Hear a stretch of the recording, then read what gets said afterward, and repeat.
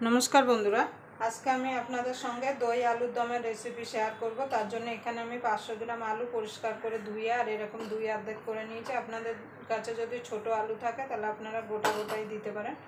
এবার আলুটাকে আমি সিদ্ধ করে নেব। তার জন্য একটা প্রেসার কুকার নিয়ে নিয়েছি। এবার প্রেসার কুকারে আলুটা দিয়ে দেব, জল দিয়ে দেব,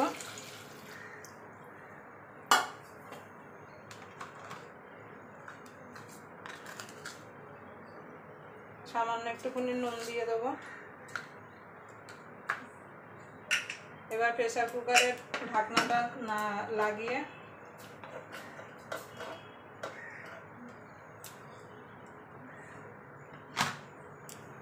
দুটো সিটি মেরে নেব। আলুগুলো একদম সিদ্ধ করে ফেলবেন না, একটু শক্ত শক্ত থাকলে তাহলে আলুর দমটা খেতে ভালো লাগবে। দেখুন বন্ধুরা দুটো সিটি পড়ে গেছে। এবার আমি গ্যাসটাকে নিভিয়ে দেবো। আর যতক্ষণ প্রেসার কুকারটা ঠান্ডা না হচ্ছে ততক্ষণ প্রেসার কুকারটা খুলবো না, ঠান্ডা হলে তারপর প্রেসার কুকারটা খুলবো। দেখুন বন্ধুরা প্রেসার কুকারটা ঠান্ডা হতে হতে আমি একটা মশলা রেডি করে নেব। তার জন্য এখানে নিয়ে নিয়েছি 4 চামচ টক দই। এবার টক দইয়ের মধ্যে দিয়ে দেবো জিরের গুঁড়ো, ধনের গুঁড়ো, ঝাল লঙ্কার গুঁড়ো, হলুদ গুঁড়ো,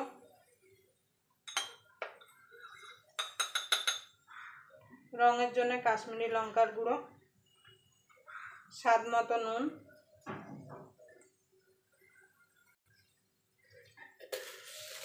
দিয়ে দেবো চিনি।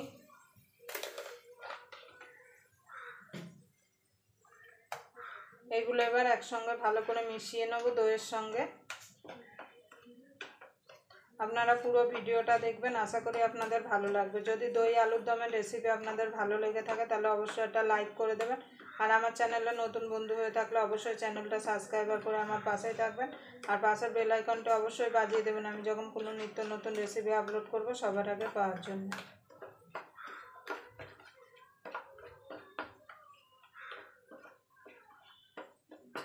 দেখুন বন্ধুরা মশলাটা রেডি হয়ে গেছে। এবার আলুটা দেখব ঠান্ডা হয়েছে কি না। দেখেন বন্ধুরা আলুটা এখানে আমি ছাড়িয়ে নিয়েছি, আলুটা ঠান্ডা হয়ে গেছিলো। এবার আলুর দমটা বানানোর জন্য গ্যাস ধরিয়ে একটা কড়াই বসিয়ে দেব।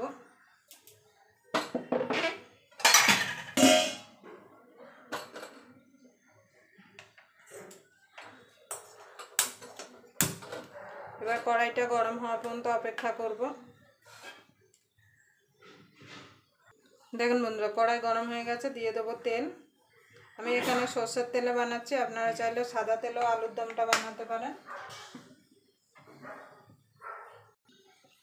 দেখুন বন্ধুরা তেলটা গরম হয়ে গেছে। এবার আলুগুলোকে আমি ভেজে নেব।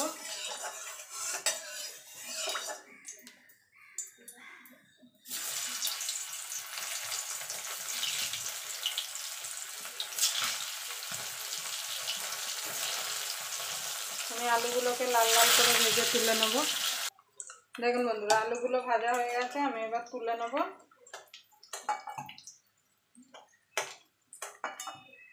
আপনারা এইভাবে যে কোনো নিরামিষ দিনে দই আলুর দম বানিয়ে নিতে পারেন। রুটি, পরোটা, লুচি, পোলাও সব কিছুর সঙ্গে খেতে কিন্তু অসাধারণ লাগে।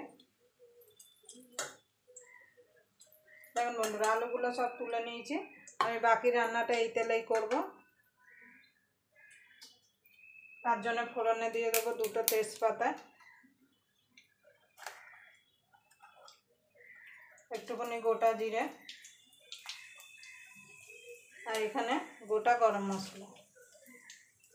এবার ফোড়নটাকে একটুখানি ভাজা ভাজা করে নেব যাতে ফোড়ন থেকে সুন্দর একটা গন্ধ বেরিয়ে আসে। দেখুন বন্ধুরা ফোড়নটা ভাজা ভাজা হয়ে গেছে। এখানে দিয়ে দেব কাঁচা লঙ্কা আর আদা বাটা।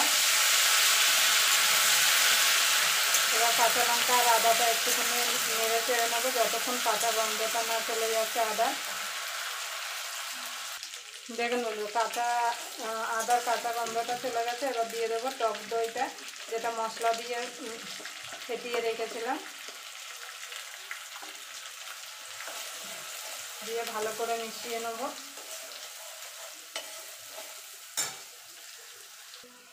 দেখুন বন্ধু, বাটিটা ধুয়ে জল দিয়ে দেবো, যে বাটিটায় দই মশলা পেস্ট মানে গুলে রেখেছিলাম সেই বাটিটা ধুয়ে। এবার মশলাটাকে কষিয়ে নেবো যতক্ষণ মশলা থেকে তেল না ছেড়ে আসছে। দেখুন বন্ধুরা, মশলা থেকে তেল ছেড়ে দিয়েছে। এবার আলুটা দিয়ে দেবো, যে আলুটা ভেজে রেখেছিলাম।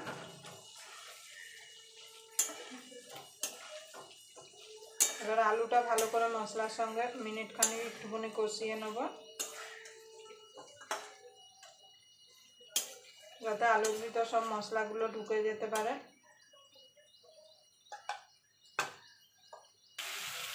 দেখুন বন্ধুরা, আলুটা ভালো করে মশলার সঙ্গে মিনিট খানিক কষিয়ে নিয়েছি। এবার দিয়ে দেবো উষ্ণ গরম জল।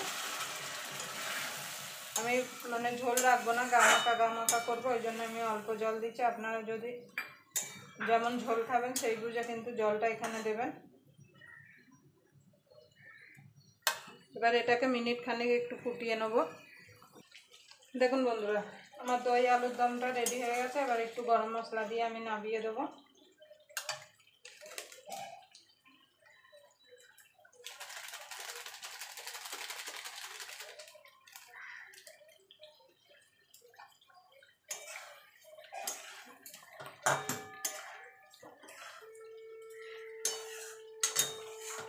দেখুন বন্ধুরা, কালারটা দেখুন কত সুন্দর এসছে। আপনারা অবশ্যই এইভাবে যে কোনো নিরামিষের দিনে এইভাবে দই আলুর দম বানিয়ে নিতে পারেন। বানানো যেমন সোজা, খেতেও কিন্তু খুবই সুস্বাদু হয়। এবার আমি নামিয়ে নেব।